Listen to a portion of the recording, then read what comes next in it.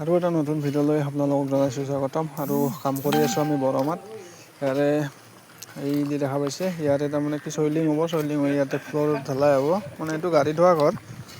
আৰু ইয়াতে এটা কাম কৰি আছে, মানে মাটিটো অলপ বেছিকৈ ভৰাই আছে, গতিকে ইয়াৰ পৰা মাটিটো ওলাব লাগিব। আৰু মালিকৰ এইখন এইটো বিল্ডিং, মানে এখনে ছাদ ঢালাই আছে, ওপৰত এখন আৰু ছাদ ঢালিব পৰা প্ৰভিজন আছে। আৰু এইটো হৈছে মন্দিৰ, চোতালৰ আগতে থকা, এইটো আমিয়ে বনাইছোঁ।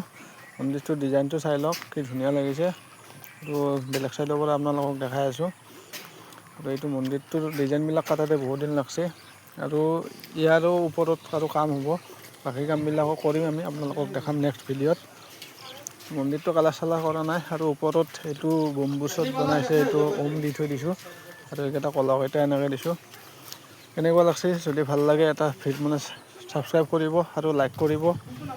আৰু এই গাড়ীখনে শিল বালি পেলাব আহিছে, গতিকে এনেকৈ কাম কৰি আছোঁ। আৰু ৰ'দো বেছি আছে।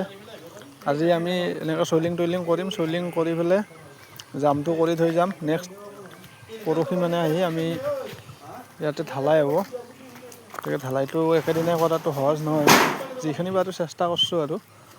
আৰু এইখন হৈছে গেট, গেটৰ ফালৰ পৰা হয়তো আপুনি ভিউটো চাই এনেকৈ দেখা হ'ব। ইয়াতে আচলতে খালী পথাৰ, মানে নতুনকৈ মাটি কিনি ঘৰ বনাইছে, গতিকে। আৰু এইফালে এইটো ৰাস্তা, এইটো পথাৰৰ ফালে যোৱা। আৰু এইটো এটা ঘৰ, সেইটো ঘৰতো কাম কৰি আছোঁ আমিয়ে। গতিকে নেক্সট ভিডিঅ'ত আপোনালোকক গোটেইখিনি আৰু ভালকৈ দেখাম, কি চলাই হয় কি নহয়, গোটেইখিনি সৰু সৰুকৈ দেখাই যাব চেষ্টা কৰিম আৰু আপোনালোকক। আৰু ভিডিঅ'ৰ কোৱালিটিটো কেনেকুৱা হৈছে আগতকৈ জনাব, মানে কি নতুন ফোন এটা লৈছোঁ, আৰু সেইটোৰে ভিডিঅ' হয়। ধন্যবাদ।